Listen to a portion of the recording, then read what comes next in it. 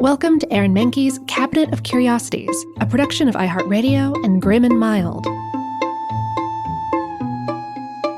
Our world is full of the unexplainable.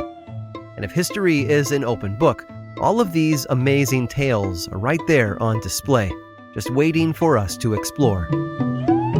Welcome to the Cabinet of Curiosities.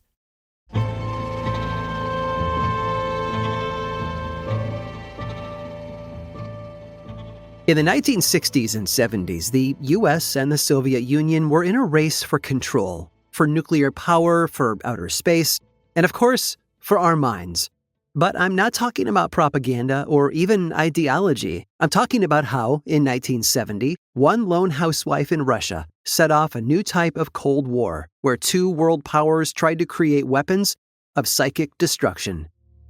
Sometime in the early 1970s, tapes smuggled out of the Soviet Union made their way to the CIA. One video, recorded on March 10th of 1970, quickly became an object of fascination to the agency.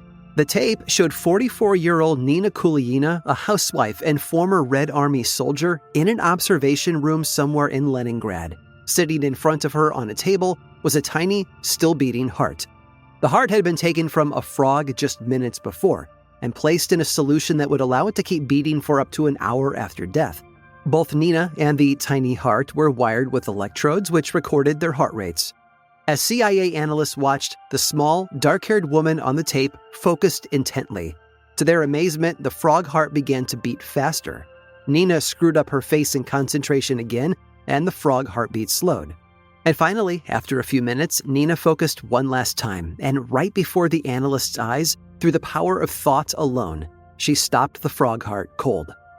Dozens of tapes trickled in from across the Iron Curtain, showing Nina moving matchsticks across a table with her mind, separating egg whites from yolks, even accelerating a researcher's heartbeat to dangerous levels. And needless to say, the CIA was shocked. It seemed that the Soviets had found someone who could master ESP, or extrasensory perception. You see, for decades, researchers at the fringes of respectable science had been looking into the world of ESP. Psychical researchers, as they called themselves, were bent on discovering whether humans could do extraordinary things with psychic energy, such as reading another person's thoughts, viewing a place halfway around the world, or even moving objects with their minds. With the discovery of Nina's tapes, the world of psychical research immediately went from crackpot theories to serious government-funded science. The American government commissioned an intelligence report on what they called Soviet psychoenergetic threat. When it was finished, it was a bombshell. Researchers and intelligence officials believed the Soviets were trying to develop mind control and wanted to use people with powers like Nina's to defeat their enemies. By 1978, the CIA began its own top-secret ESP program, which they called Stargate. Hoping to spy on the Soviets, researchers especially focused on remote viewing or using a psychic to see inside a place on the other side of the world. They gave their subjects the coordinates of Soviet military bases and asked them to describe what they saw. In some cases, the results were scarily accurate. Both countries continued psychical research for the next few decades, although as far as we know, they've yet to employ telekinesis or remote viewing as wide-scale weapons. However, sources report that military psychics were used by Russia as recently as the Chechen Wars, which ended in 2009. And as for Nina, well, she gained international notoriety for her part in the psychic Cold War. She claimed to newspapers that she realized her powers when she was young, when she noticed that things near her would move when she got angry. According to her, her mother had the same ability. To fine-tune it, she began to meditate to prepare herself to concentrate intensely on moving objects with her mind. And while she had many supporters in the military, she found even more critics once she went public with her powers. It was pointed out that many of her miraculous tricks could be faked using sleight of hand. Not to mention the Soviet Union had a reputation for exaggerating their victories for use in propaganda. And wouldn't you know it, Nina was caught cheating during demonstrations, using magnets and tiny threads, and it was believed by some that she had faked all of her powers. Even Pravda, the official communist newspaper of the Soviet Union, called her a fraud. In 1987, another magazine called her a fake, and Nina sued and won the lawsuit. And she maintained the truth of her abilities until she died in 1990. Maybe Nina really did have powers, or perhaps she was faking all along. Either way, with all the news coverage of the debate, she really did a great job of getting inside our heads.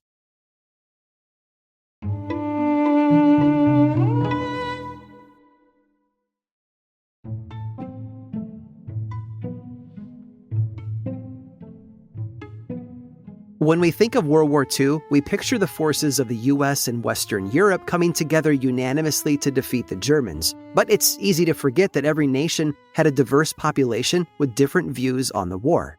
There were Nazi sympathizers inside America, England, and France, and there was resistance to the Nazis inside Germany and Austria.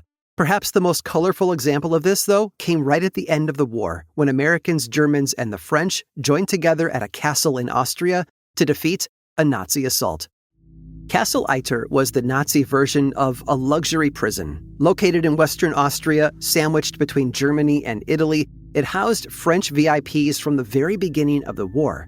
Among the many who were held there were Paul Reynaud, former French Prime Minister, Marie-Agnes Caillou, sister of then leader of the French military Charles de Gaulle, and tennis star Jean Bourroutre. As the Allies closed in on Germany and Austria in April of 1945, the guards at Castle Itter fled. But the region was still swarming with Nazis belonging to the SS, the most loyal and brutal organization within the German military. And the French prisoners worried that if the SS found them trying to escape, they would kill them. And so they sent one of their own to sneak out of the castle and through the countryside to the nearest village, where they made contact with Major Josef Gangl.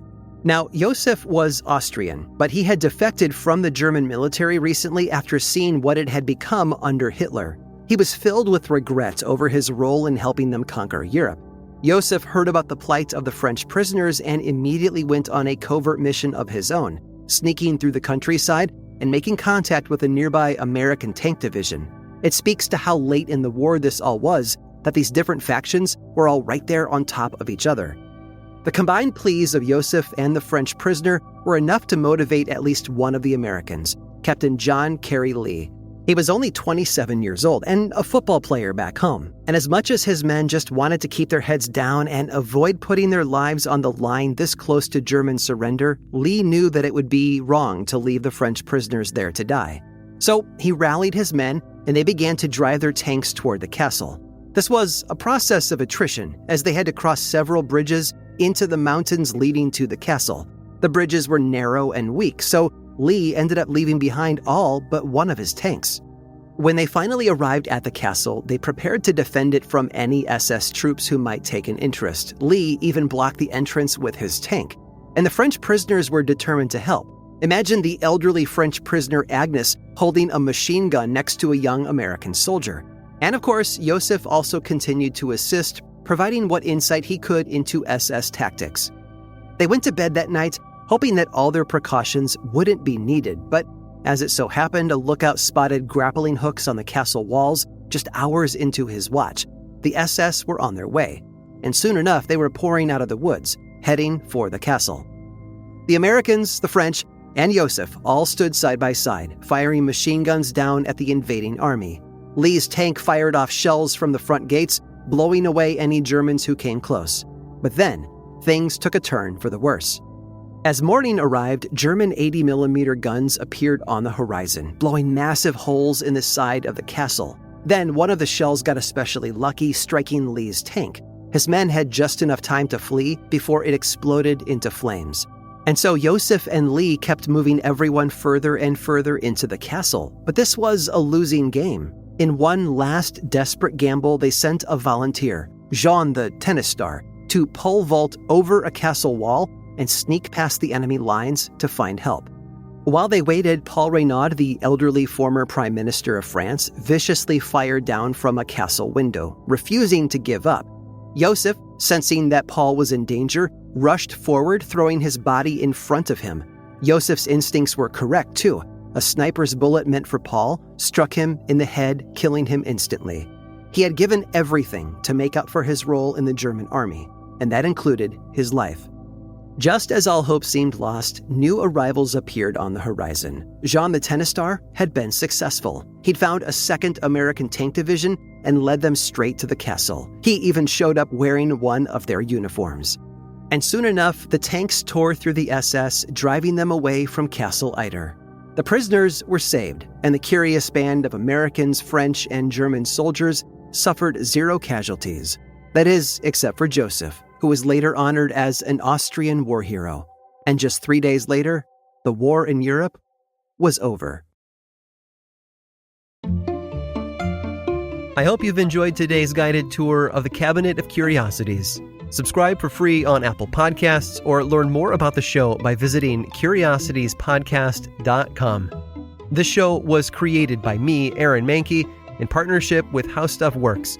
I make another award-winning show called Lore, which is a podcast, book series, and television show, and you can learn all about it over at theworldoflore.com. And until next time, stay curious.